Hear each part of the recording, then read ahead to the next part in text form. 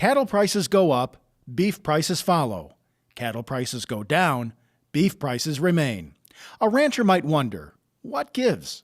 A common question we get from cattlemen is they know the price of fed cattle that they're selling to the packer, and then they walk into a grocery store and see a price per pound that's significantly higher than the price they sold those fed cattle for. And we get that question sometimes of what's the disconnect? Mark McCulley says, don't always assume retail price is driven off the price of goods.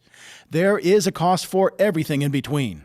From the time we sell, say, $1.20 fed cattle to the time the packer is then processing those and the costs associated with all of that, to the pieces and parts that they sell on out through all the channels of distribution to retailers and then ultimately to the consumer.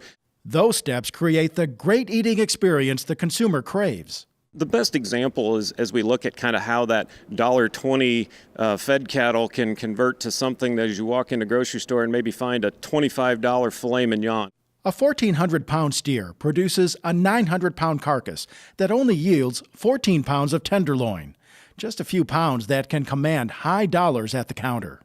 It represents less than 2% of the total weight of the carcass, but contributes, 7 to 8% of the total value.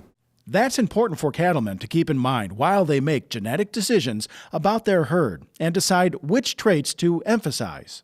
The demand signals are still really, really good. And as we've increased the quality of the herd, what we've seen is the packers' ability to have more high-quality product, more choice, more certified Angus beef brand, more prime to sell.